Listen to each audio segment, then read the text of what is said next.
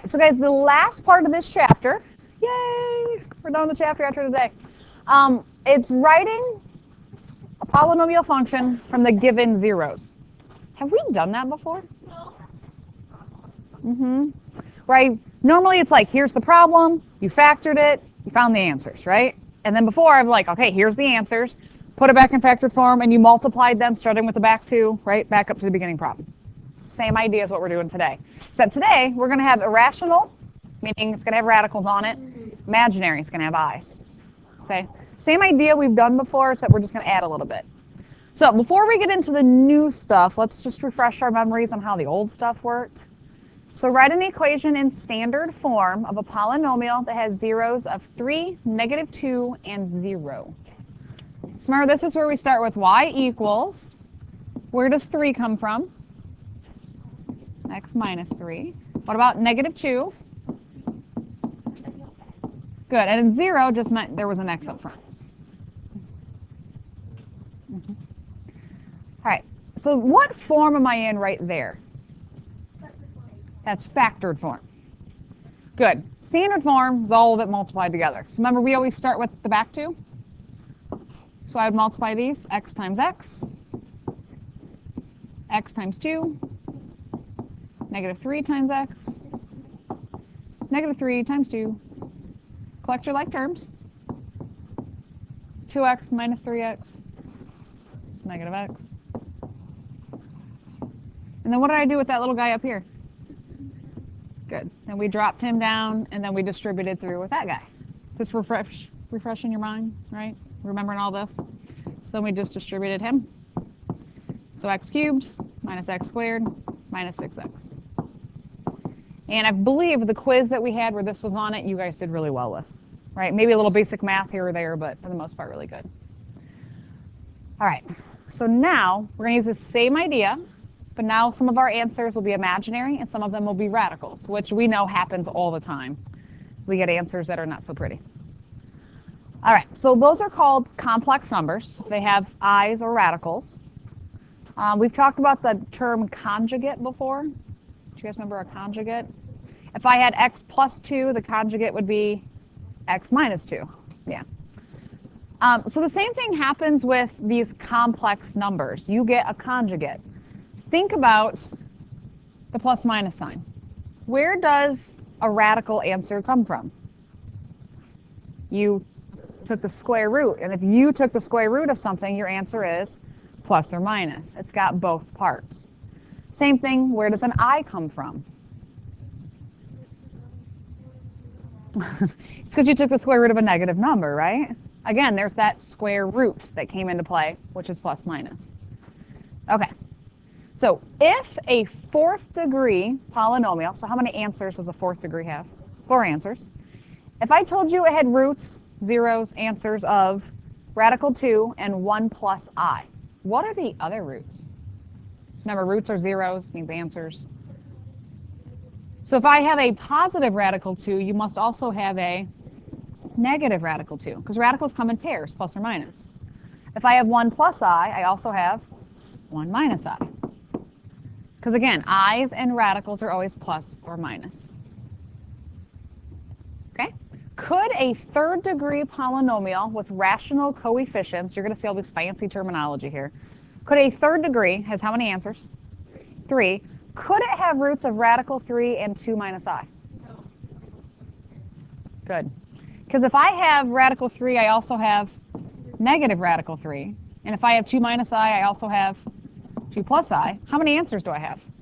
I have 4. So could a third degree polynomial have 4 answers? No.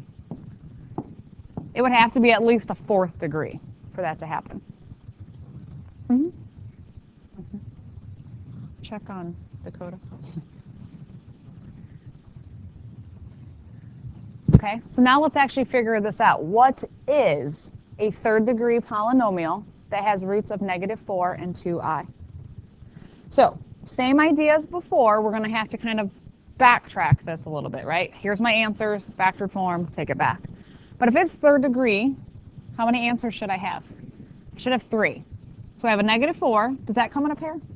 No. 2i. Yeah, that means I have a negative 2i also, right? That's my other one.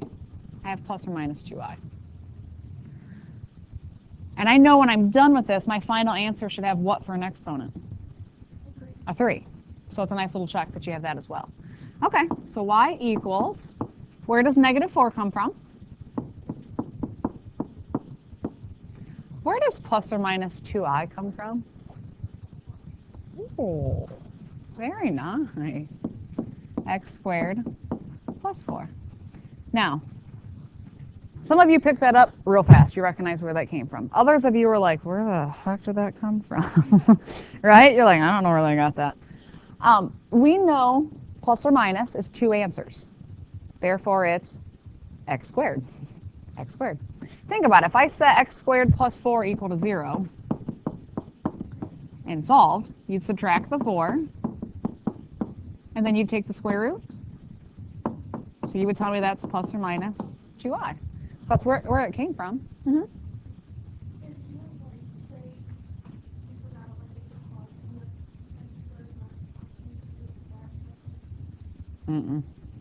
Because x squared minus 4 would give you plus or minus 2, not 2i.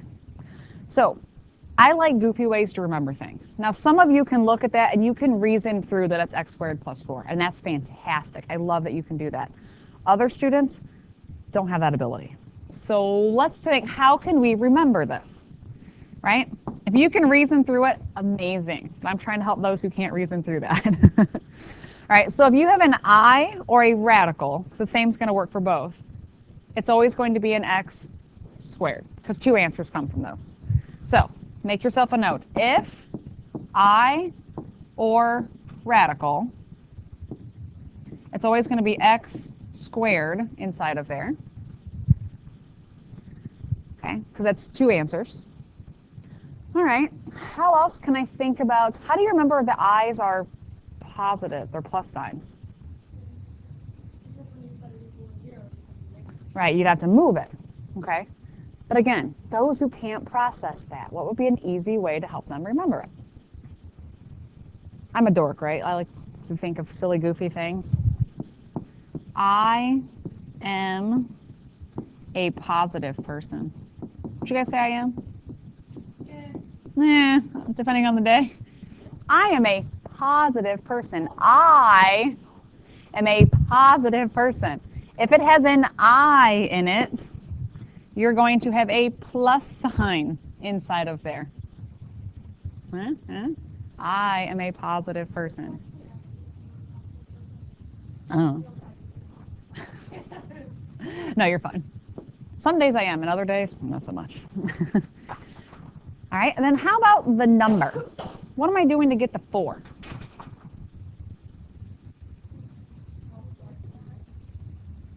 Was it fair to say you squared the number?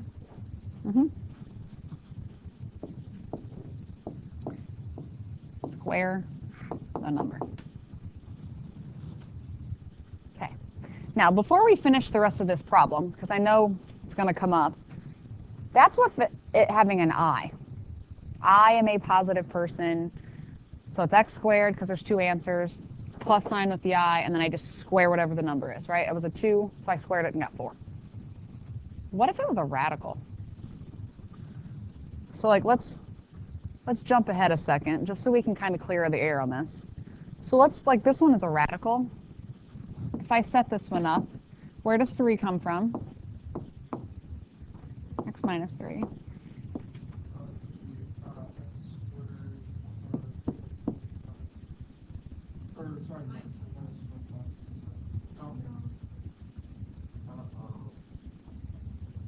It's x squared minus 5. Again, think about it over here. X squared minus 5 equals 0. You'd add 5 and then take the square root. So plus or minus radical 5. Right, we knew that that should have had a plus minus with it. Okay.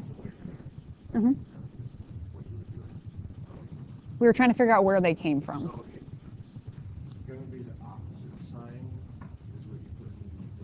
Not necessarily. I could have given you a negative radical 5. But we know if it's a radical, it's not just a plus or just a minus. It's both. Because if I would set that equal to 0 and solve, that gives me the answer that it said I have. So then why keep writing -5 then though, instead of like plus or minus radical 5? Inside here? Yes. Because this needs to be the factor that when I set it equal to 0, gives me the answers that it says I have. Yes. That one always is. Yep. So again, with this one, if I or radical, the same thing holds, right? That it's always x squared inside that parenthesis. But what about the radicals? I am a positive person. I's are always pluses. What about radicals? They're always going to, a radical is always going to have a minus inside of here. Be a minus inside of there if it's. Now, again, I am a positive person helps me remember that one. As far as the radical is concerned, the best I can come up with is, look, the top of it looks like a minus sign. Mm-hmm. Yep, if it's a radical, it's a minus. If it's an I, it's a plus. Always. Mm-hmm. Yeah. When you go to the bathroom and come back, that's hard. No. The part that was, oh, okay. Yeah. Oh. All right, so if it's an I, it's a plus. If it's a radical, it's a minus. How do I get the number? Technically, am I still squaring it? Yeah. What is radical 5 squared? Radical 5 times radical 5 is, it's 5. Technically, I'm still squaring it. That throws some people, but technically it's what I'm doing. I'm squaring it. All right, let's backtrack. We'll do some examples. Let's backtrack to this one. So again, it was an I, so it's a I am a positive person. It's a plus. And I is always plus or minus, so we know there's two answers, so it's x squared. And we squared the number. And again, if you can just reason through this mathematically, that's the best option. If you're unsure if you set it up right, take what you think it is, set it equal to 0 and solve it. Do you actually get the answers you're supposed to? Dakota? If it is an I, does that mean it's a radical? So it's trying to figure out how to make this.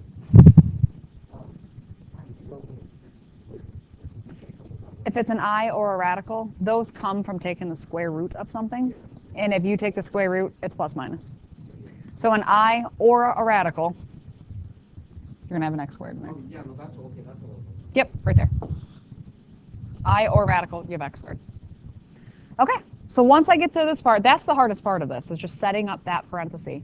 Then you just multiply. Right, so we get x cubed plus 4x plus 4x squared plus 16. Any like terms? But I want it in standard form. That order doesn't look pretty. So x cubed plus 4x squared plus 4x plus 16. So the multiplying, we've done that before. The hardest part of today is just knowing how to set it up in that parenthesis. Are you with me at least a little bit? Maybe a little? Yeah. Yep. Yeah, it's kind of like we're unraveling the whole problem back to the beginning again. Well, I mean, it was fun, but no. Yeah, this is factored form. This is standard form. We always want standard. All right, let's try another one. Why don't you guys take a minute and just set up your parentheses? Just a second. Set up your parentheses on this one before we multiply. Let's make sure we're okay. Okay, guys. So right away it says it's a fourth degree. So I should have 4 answers. They gave me 3. What's the fourth answer? Negative 3i, right? If it has an I or a radical, technically it should be plus minus. All right, so we're going to have y equals. Where does plus or minus 3i come from? No. X squared plus 9. Nope, sure didn't. All right, again, if it has an I or a radical, it's going to be x squared. I am a positive person, so I remember it's a plus. And then I square the number. 3 squared is 9. All right, where does 8 come from? And where does 2 come from? Okay, so there it is in factored form. Don't stop there. I have students every year, somebody in here on your test will do that, and then you'll leave it. You'll lose 3 points on that question if you leave it there. We squared that number. Because I wanted to make sure that I got something, x squared plus 9. I'm saying that if I solve this, I'm going to get that for an answer. Yep, I'm trying to take it back to where it was before I solved it. So again, if I'm not sure if I did it right, set it up. So I'd subtract 9, take the square root. What's the square root of negative 9? Be plus or minus 3i, which is what I wanted. Now, Dakota, I'm going to pick on you for a minute. Dakota had a 3 here. Right? So when we go to solve that, that would just be I radical 3. Well, that's not going to work. Right? So we don't want the 3. We need the 9 to be there. All right, so if we go to multiply, again, I'm going to start with the back 2. So we get x squared minus 2x minus 8x plus 16. Collect your like terms. X squared minus 10x plus 16. And then I'll drop down the other factor I haven't used yet, and then we'll multiply those. All right, so multiplying here, get x to the 4th minus 10x cubed plus 16x squared plus 9x squared minus 90x plus, thank you. No, yeah, sorry, my brain stopped working there for a minute. Mental math is hard. All right, final answer. Put your like terms together. We have x to the 4th minus 10x cubed. Good. Plus 25x squared minus 90x plus 144.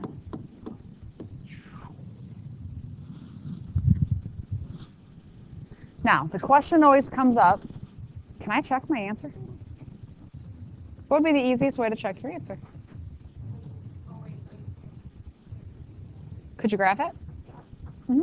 If I graph it, where should it cross the x-axis?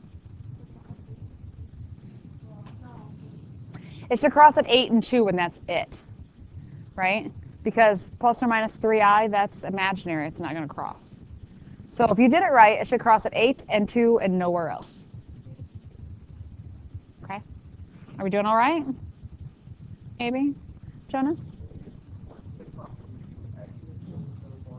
Yes. That means something very different. Okay. So we started this one already. Let's go ahead and finish it. So we know if it has a radical, radicals again come in plus or minus anytime we take the square root. All right, the 3 came from x minus 3.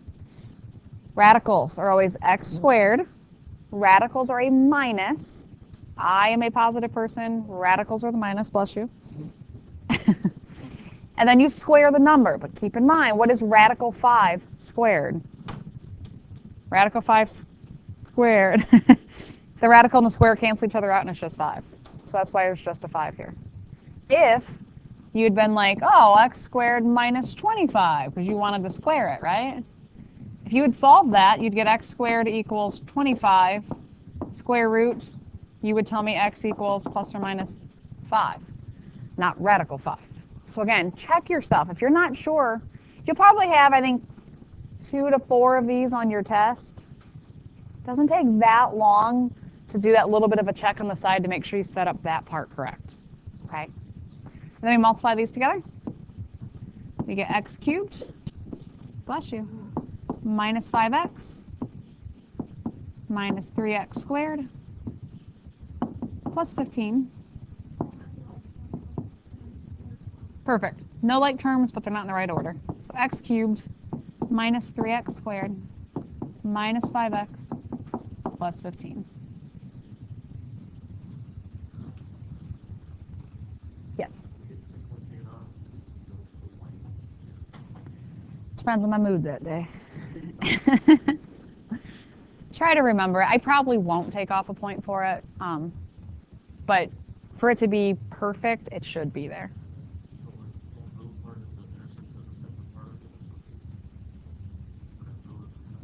This over here, this was me checking to make sure that I set this up right. Yeah, because if I set it up and solve that part, I should get the answer they told me I started with. I'm just making sure I set up that part right. You can always check that, because a lot of times people try to tell me it's x squared minus 25 instead. But if I go to solve that one, I get plus or minus 5, not radical 5 as an answer.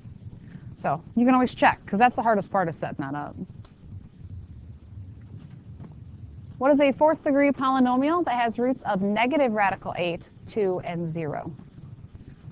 Well, what do we know about radicals? What sign is always in front of them? Plus, minus. People get so caught up for whatever reason when they see a negative radical, they're like, oh my gosh, what do I do with that? There's always a plus minus. The first thing I do when I see these, I put plus minus signs in front of i's and radicals, because I know they should have both signs in front no matter what. Right? So if they give you the positive or they give you the negative, it's irrelevant. They should have both signs. Okay.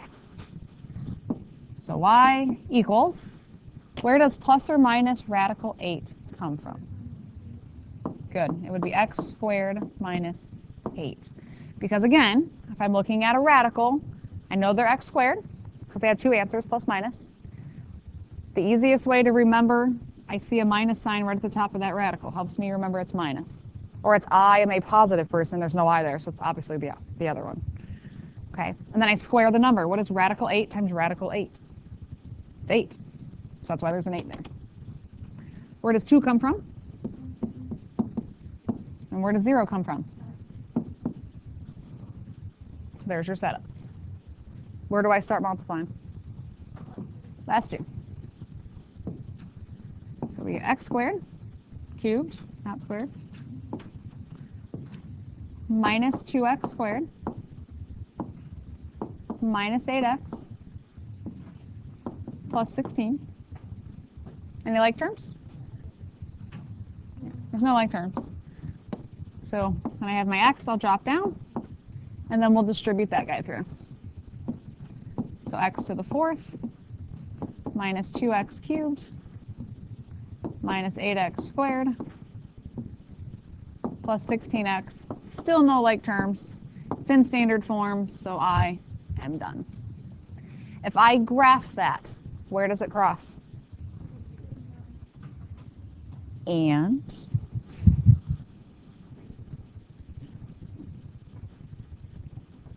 imaginaries don't cross. Do radicals cross? Grab your calculator. What's the square root of 8? It's 2 point something. Right, it'd be 2 radical 2, so it's 2 point something. So will it cross at a positive 2 point something and a negative 2 point something? Yeah, it will.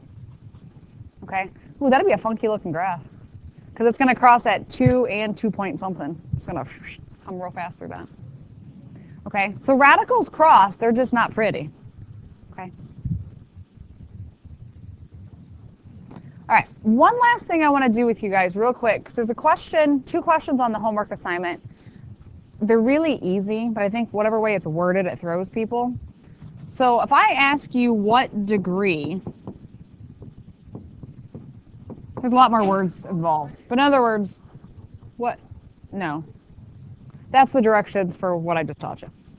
But anyway, if I just ask you what degree would the polynomial be, and I gave you that the answers, that x equals 4, 3, radical 3, and negative 2i. What degree is the polynomial that comes from? I heard 4, 5, and 6. It's 6. One answer, there's another answer. This is plus minus because it's a radical. That's plus minus because it's an I. So that's 6 answers. So that'd be a 6th degree. Does that make sense? There's 2 questions on the homework like that, and people are always like, I don't know what I'm supposed to do with this. It's really easy. You're just telling me the degree. Okay, that's the last 2 questions on there.